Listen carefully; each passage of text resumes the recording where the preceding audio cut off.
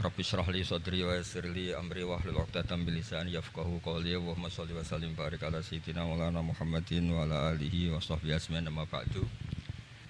Engkang sangat kula hormati Habib Ali Asgaf, Habib Husain Asgaf, semua keluarga, wonten Mas Fikri, Mbak Nasila, semua ingkang kula hormati, Mas Nurdin sedanten ingkang kula hormati. Niki ngaos ilmu dulu apa ngaji ijazah dulu ini? Ini kok malah aneh. Mboten usah ribet.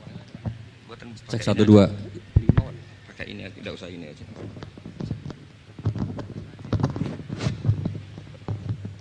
Gampang mana? Ini jelas. Nah.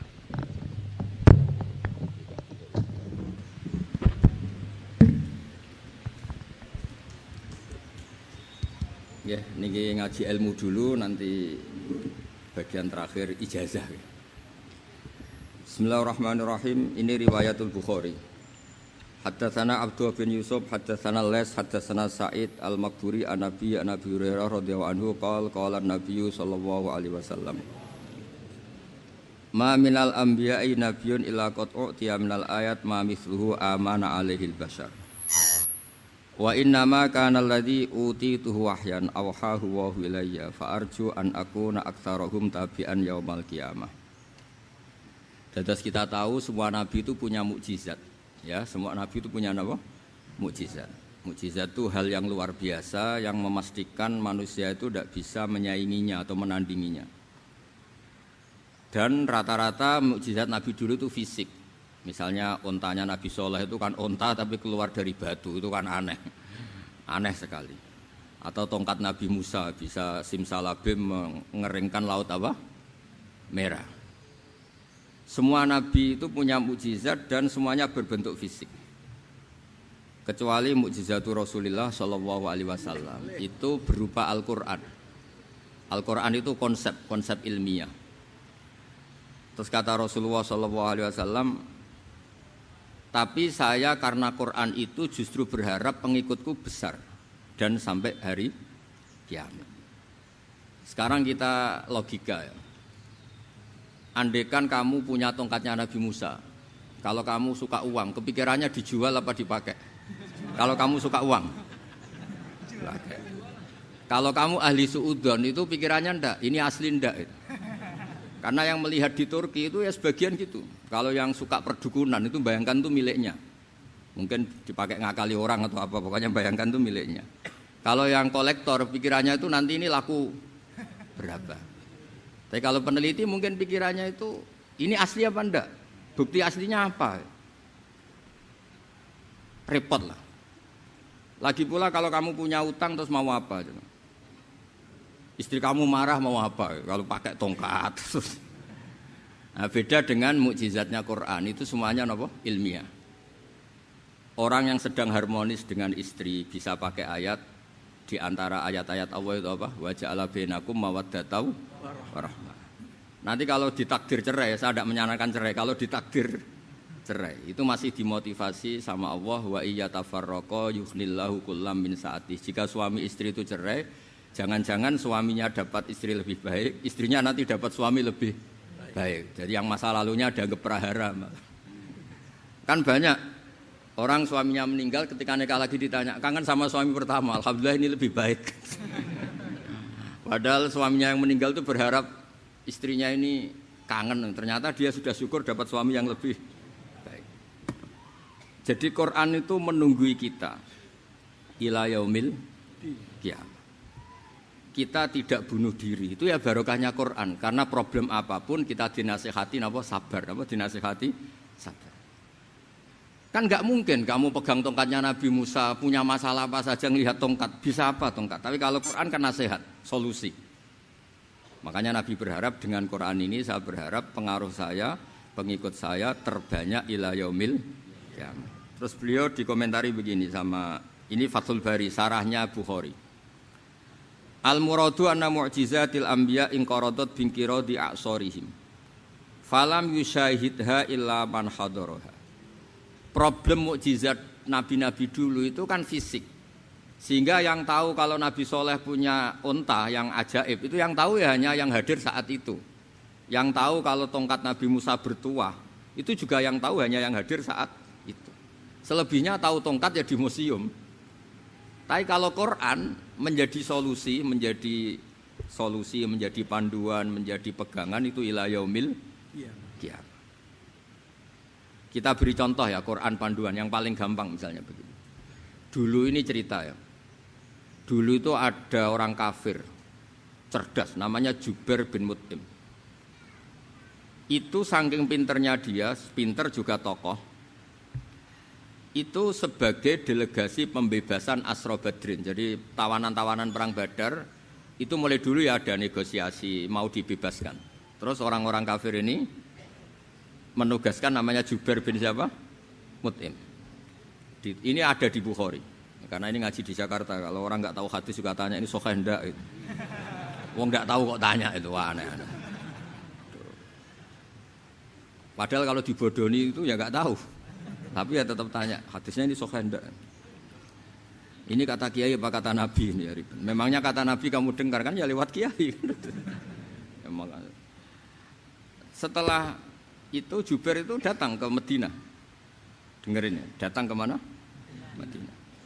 Kemudian dengar Nabi baca Wattur pas sholat maghrib. Jubair karena Nabi dulu nggak ada hotel, nggak ada pondok ya, pondoknya Nabi hanya sufah itu. Nabi baca maghrib, bukan diskusi, bukan debat, baca Wattur wa kitabi mastur fir raqim mansur wal baitil ma'mur was saqfil marfu wal bakhril masjur terus. Kemudian sampai pada titik ayat am khuliqu min ghairi syai'in. Masa manusia atau alam raya yang maujudat, yang nyata, yang wujud nyata. Kemudian asal usulnya itu ketiadaan. Ini kan hadhil alam maujud, alam ini kan nyata. Masa sesuatu yang nyata penciptanya itu tidak nyata. Jadi enggak mungkin ada faham nihilisme. Kalau faham nihilisme berarti melahirkan teori begini. Al-adamu yakhluqu maujudan, sesuatu yang tidak ada menciptakan yang itu kan akal enggak bisa nerima. Kalau sesuatu ini ada, penciptanya pasti ada. Terus akhirnya Jubair bin Mut'im itu simpuh di depan Rasulullah terus bilang, "Ya Muhammad kada qalbi ayatir." Hampir saja hati saya terbang. Kalau riwayatnya Imam Ahmad, faka'anna masudi aqalbi, hati saya dihancur. Semua teori yang saya bawa untuk melawan kamu sekarang luluh semua, hancur semua. Yang benar adalah teori Anda bahwa Tuhan itu satu dan Tuhan itu ada sebelum semua makhluk. Coba kalau Nabi Muhammad ada Jubair bin Mut'im terus menyembunyikan tongkat dekat mihrab. Terus dilihat ini apa. Paling pikirannya ini dari kayu apa. Terus yang bentuk tongkat itu tukang pemahatnya siapa. Kok kurang keren kalau di Blitur gimana ya. Kan malah panjang. Kira-kira kalau mukjizat itu dari tongkat itu malah panjang. Panjang lah pokoknya. Panjang. Lagi pula kamu coba kan nggak ngarah mandi. Itu yang mandi kan nabinya bukan tongkatnya. Coba tongkatnya Nabi Musa dicoba anak-anak beki itu. Dipakai mukul kucing aja tidak mesti mati itu. Jadi enggak jelas mukjizat-mukjizat seperti itu enggak. Tapi kalau Quran menunggui. Sampai saking hebatnya Quran, teori rasionalitas, kampanye di mana-mana. Tingkat validitas, tingkat kebenaran Quran. Itu bahkan bisa diuji tanpa membuktikan. Tanpa apa? Membuktikan. Cukup pakai akal. Saya tidak bosan-bosan cerita ini karena ini khazanah kita. Di kitab Nailul Ma'mul itu, di kitab Usul Fiqih. Saya berkali-kali cerita ini karena ini untuk menunjukkan bahwa Quran itu liqaumi ya'qilun, liqaumi yatafakkarun. Ada seorang kiai, seorang ustadz, kiai dulu itu ya memang orang soleh, alim terus jadi kiai. Kalau kiai sekarang tuh macam-macam, nganggur terus ingin jadi kiai, terus daftar gitu. Ada lowongan di yayasan masuk ingin jadi ustadz karena dengar ada gajinya. Dulu tidak ada seperti itu, tidak ada. Makanya dulu itu kalau ustadz kiai pasti soleh karena dia alim terus ingin orang lain tuh mendapat ilmunya. Kalau sekarang nggak ada yayasan sehat, guru gajinya sekian. Yang nggak ingin jadi ustadz tuh daftar karena ada gaji. Apalagi ada kabar, ada gaji, ada mes, ada wah yang daftar banyak. Tapi mentalnya ada kiai sebetulnya. Ya kalau sampean tanya itu baik enggak Gus? Ya setengah baik. Ya maksudnya setengah baik ya ada baiknya lah, namanya profesi ngajar itu kan baik. Tapi setengah saja karena motifnya itu nyari gaji, bukan ingin mencerdaskan umatnya Rasulullah SAW. Itu Imam Amudi itu guru matematika. Saya nggak bosan-bosan cerita ini, guru matematika. Muridnya sampai takut, ini masuk surga ndak, kiai kok ndak ngajarin istighosa atau tahlil malah ngajarin apa? Matematika. Beliau meninggal terus muridnya tanya, "Ma fa'alallahu bik?" Kira-kira gitu. Apa yang dilakukan Allah? Allah nyambut Anda gimana?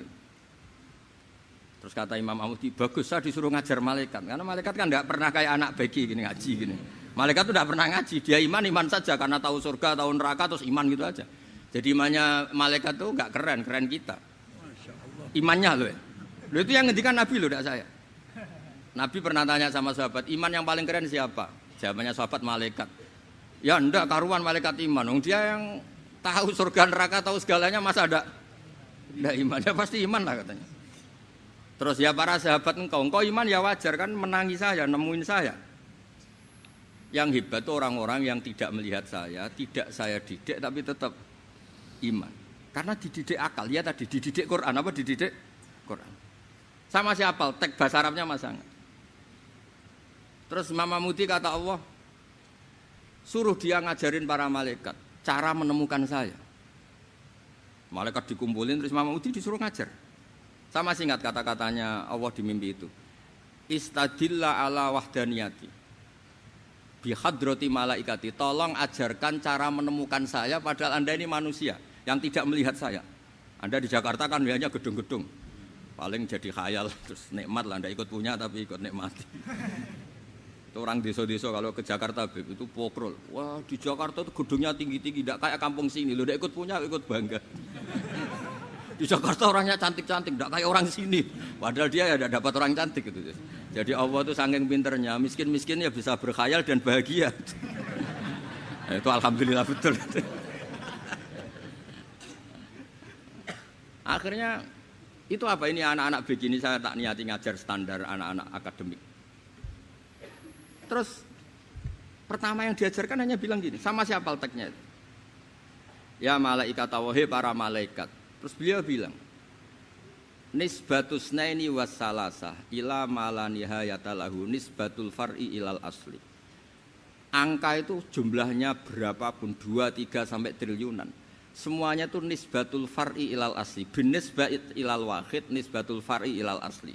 Angka 2 ya cabangnya 1, 3 cabangnya 1, 1 triliun ya cabangnya 1. Tetap yang asal usul adalah angka 1. Itu nangis semua malaikat. Cara Jawa itu mandikman kowe iman kaya imanku. Makanya imannya umat Rasulullah SAW itu PD-nya, yakinnya kayak imannya malaikat. Kalau Tuhan itu 1. Karena angka enggak bisa dimulai kecuali dengan angka 1. Makanya nisbatus naini wassalasah ila ma la nihayata lahu iku nisbatul far'i ilal asli. Semuanya itu nisbatnya cabang ke induk. Berarti semua alam raya ini tetap asal usulnya 1, yaitu qul huwallahu ahad. Nah, itu namanya akal. Umatnya Rasulullah itu ditinggali mukjizat akal lewat panduan Quran sehingga meskipun kita tidak menangi Rasulullah, tidak menangi sahabat, kita tidak tahu malaikat Jibril, tapi cara iman kita ini tidak kalah keren. Yakin hakul yakin. Terus kedua, gambar. Kamu gambar rumah, gambar hewan, gambar apa saja, mesti dimulai 1 titik. Entah gambar kamu bagus, entah jelek, tetap dimulai 1 titik. Nah, titik ini namanya nuqtatul wujud. Semua alam raya dimulai dari 1 titik, yaitu nuqtatil wujud. Makanya Quran dimulai bismillah dan bismillah itu dipilih sama Allah pakai pertama ba itu ada titik. Itu kata semua ulama. Itu titik itu singkatan dari bi kana makana wa bi yakunu mayakun. Karena saya semuanya ada. Bi itu karena saya. Jadi makanya santri-santri beki tidak usah bayangkan kamu jadi wali terus bisa terbang ke Mekah, tidak usah. Kalau terbang ke Mekah ya sudah umroh aja bayar. Kalau enggak ya maklaran KBH atau apa. Pokoknya cari gratis itu. Ya gratis kan ya. Dapat orang 10 gratis 1. Terus orang enggak umroh-umroh dirayu-rayu supaya umroh. Repot. Itu pelanggaran fikih itu. Kalau orang punya utang itu wajibnya hanya utang dulu gitu. Wah repot. Saya itu juga sering bingung di kampung-kampung. Gus sama umroh. Kenapa? Dapat gratisan. Minta uang saja buat nyaur utang, nggak boleh Gus. Wah, secara fikih yang wajib itu nyaur utang bukan umroh.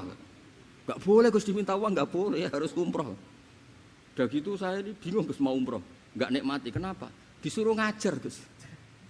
Repot semua kalau ibadah mergawe ya gini bingung semua. Ya saya mohon anak-anak BK semuanya yang seneng Quran itu harus seneng sampai kayak saya sehingga tahu istidlal mencari Tuhan dengan cara tauhid yang berbasis akal itu sedzahir imannya malaikat. Jika di klasmen iman itu manusia ulul ilmi, kita-kita yang nekuni ilmu itu nomor 1 prakteknya. Karena nomor 1 itu Allah karuan kan syahidah wa, Allah kan enggak tertandingi syahidah wa annahu la ilaha illallah, terus wal malaikatu. Malaikat kan karuan karena langsung menyaksikan surga, dan ketiga apa? Wa ulul ilmi. Berarti prakteknya kan nomor 1. Kalau kompetitornya semuanya manusia, ulul ilmi nomor berapa? 1 kan? Nah nomor 3 kan dari Allah, malaikat, ulul ilm. Berarti kalau kompetisinya antar manusia nomor berapa? 1 kan? Nah kenapa ulul ilmi di nomor 3 kan tapi dari Allah, malaikat, ulul. Kerennya kayak apa? Karena cara iman ulul ilmi itu enggak ada ragunya sama sekali. Kamu ragu enggak kalau 2 itu cabang dari 1, asal-usulnya 1? Enggak pernah kan ragu kan? Semua gambar seruat apapun dimulai dari 1 titik, ragu enggak? Enggak kan? Nah imannya umatnya Nabi karena dipandu oleh Quran itu seyakin itu, sehakul yakin itu. Nah itu terus Jubair bin Mut'im jadi iman. Am khuliqu min ghairi syai'in am humul khaliqun. Terus kata Allah lagi, kalau kamu tidak percaya saya yang bikin langit bumi ya gampang dong. Kamu saja yang ngomong kalau kamu yang bikin. Paling orang sepakat kamu stres. Terus hanya ayat gitu, am khalaqus samawati wal ard. Kalau kamu tidak yakin Allah yang bikin ya silakan Anda klaim saja kalau kamu yang bikin langit bumi. Bala yuqinun. Kamu juga enggak mau kan dibilang stres. Nah ini terus saya teruskan ya. Makanya mukjizat terbesarnya Nabi adalah Al-Quran. Karena Al-Quran itu cerita tentang hukum-hukum akal, cerita tentang logika-logika peradaban. Misalnya logika peradaban, contoh paling gampang. Di Quran itu ada sekian ayat yang Allah cerita peradaban. Misalnya wa ahsinu innallaha yuhibbul muhsinin. Itu dikutip terus kemudian disimpulkan dalam peradaban. Kata Sayyidina Ali karramallahu wajhah ngendikannya gampang. Ahsin man syi'ta takun amirah. Kamu berbuat baik saja sama seseorang, maka otomatis kamu akan jadi pemimpinnya. Ada orang enggak tamat SD, enggak tamat papa, gobloknya minta ampun. Tapi karena gaji seorang pakar. Oh, kamu tak gaji 1 bulan 1 miliar. Perusahaan saya jadikan besar. Itu dikongkan ngalor ngidul ya nurut. Hanya karena dia ihsan. Terus wastaghni amman syi'ta takun nadhira. Saya ulang lagi. Wastaghni amman syi'ta takun nadhira. Dan kamu jangan butuh orang lain, siapapun dia, maka kamu akan setara. Misalnya ada menteri orang antri mau salim, tapi kamu tidak butuh kan tenang saja. Tapi kalau kamu butuh, habis kamu. Ya kan, kamu tidak butuh seseorang, maka kamu posisinya akan setara. Kamu harus sopan karena punya utang jasa. Kalau nggak punya apa-apa kan setara. Ya enggak? Misalnya kamu jajar rektor atau jajar menteri, jajar apa saja. Kalau kamu tidak punya utang kan, kamu jajar menteri tidak punya utang. Sama jajar satpam tapi punya utang, takut mana?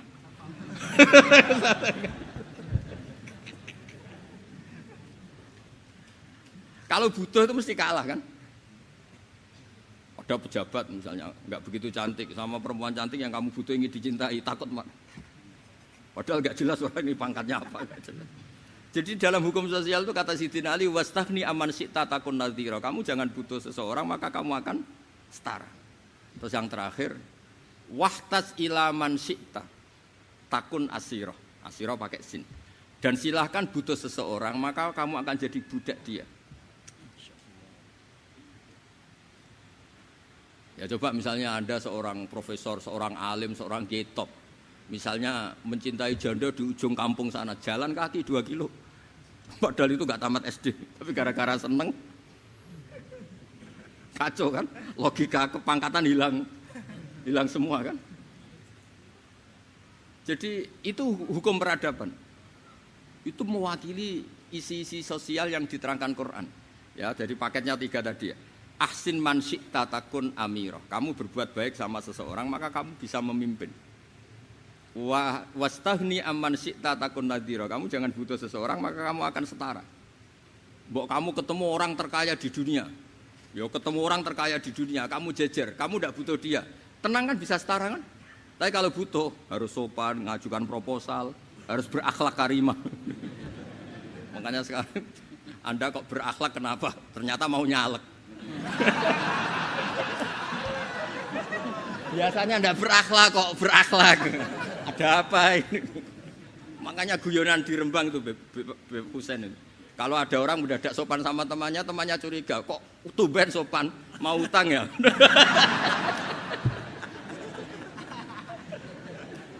Zaman akhir itu kacau.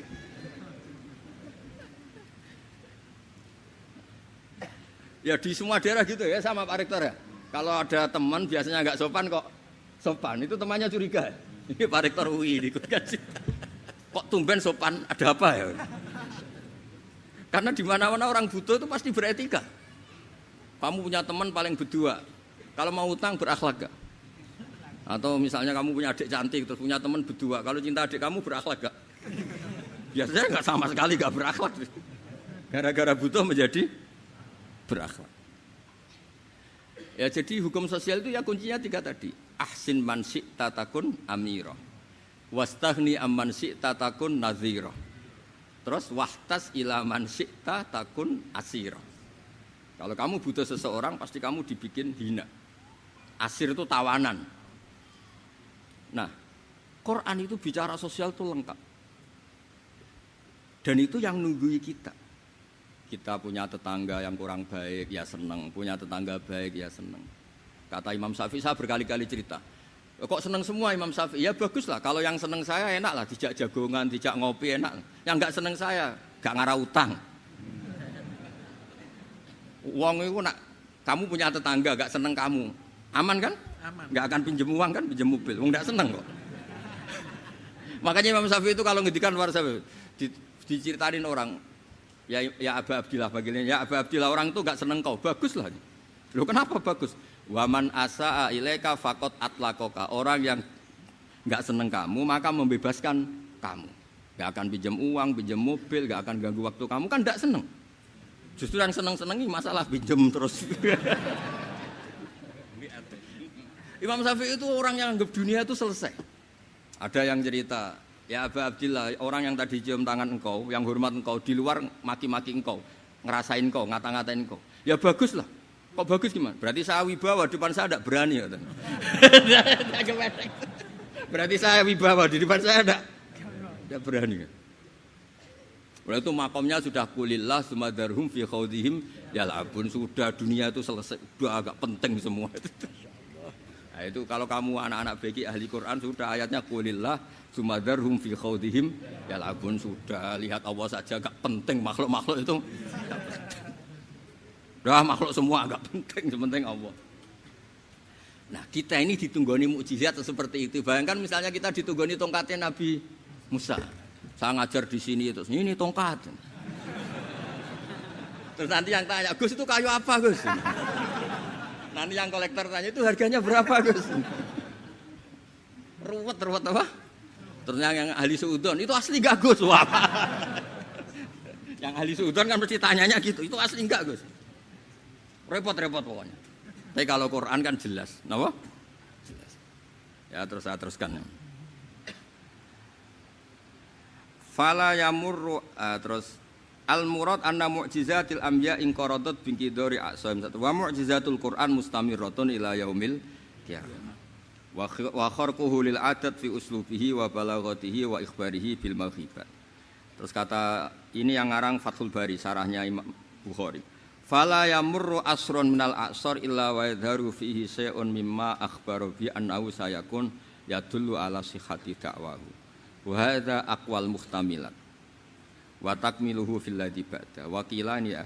Anal al makna anal mukjizat al madiyah kanat khissiyatan tusyahadu bil absar kana qati sholeh wa asa Musa. Mukjizatnya nabi-nabi dulu itu hanya penyembuh, hanya pelengkap, hanya nuruti keinginan mata. Seperti dahsyatnya apa? Laut Merah diseblak apa dipukul sama tongkatnya Nabi siapa? Itu semuanya itu hanya memanjakan mata. Urusan mata. Terus wow itu. Tapi kalau mukjizatnya Nabi Muhammad itu berdasar akal. Maksudnya berdasar akal nih dengerin ya. Dengerin betul. Ketika Laut Merah terus tersibak kan wow itu keren kan? Terus kita bilang menyimpulkan, wah kita tidak akan mampu. Itu bodoh sekali kesimpulan kita tidak akan mampu. Meskipun bikin nyamuk Anda juga tidak mampu. Loh untuk memutuskan tidak mampu saja kok sampai pertunjukan seperti itu tuh laopo, cek goblok gitu. Nah kalau kita karena umat yang pinter untuk memaksa kita nggak mampu, Allah bilang innallaha la yastahi ayadriba mathalam ma ba'ud. Kita melihat nyamuk langsung berkesimpulan tidak mampu. Saya berkali-kali cerita nyamuk itu sudah kecil, masih punya urat, uratnya kayak apa? Masih punya kuman, kumannya seberapa? Ya enggak? Nyamuk itu kecil, punya organ tubuhnya punya urat.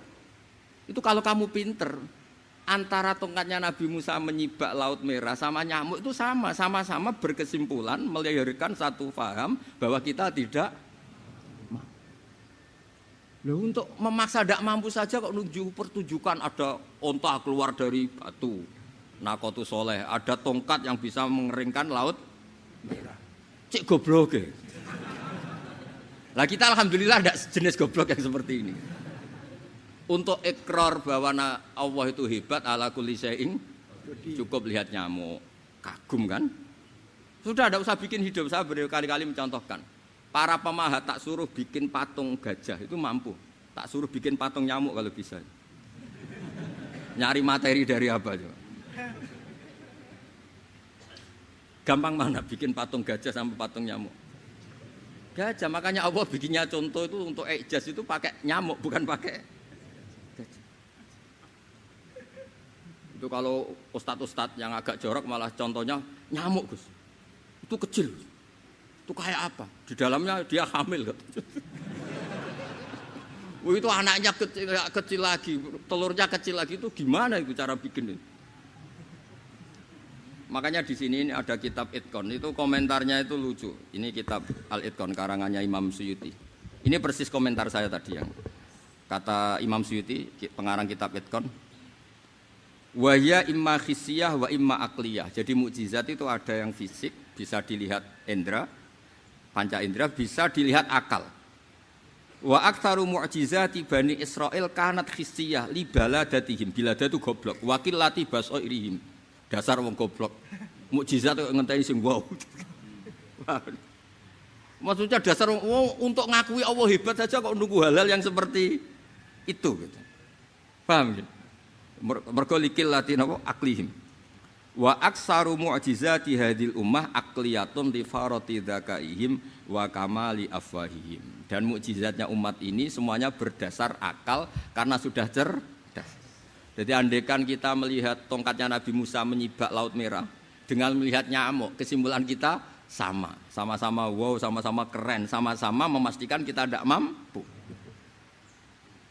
Makanya terus Quran menerangkan kita wa ma min dabatin fil ardi wala ta'iri yatiru bi janahihi illa umamun amsalukum. Jadi keseharian kita lihat burung kok terbang. Itu sudah ayatun min ayatillah. Paham nggih? Dados niki kudu bangga ditunggoni napa Quran, nggih ditunggoni napa Quran. Wa mu'jizatul Quran tusyahadu bil basirah fayakunu mayattabi'u li ajlihi aksar. Terus li annal ladzi yusyahadu bi ainir ra'si yang qaridu bingkiradi musyahidi. Sesuatu yang tampilan dahsyatnya itu disaksikan mata, maka itu bisa habis. Era tongkat Nabi Musa seperti itu habis enggak? Bisa mengeringkan Laut Merah, habis kan? Tapi era mukjizatnya Quran ila yaumil qiyamah. Ya contoh sosial, saya kembali lagi ke sosial.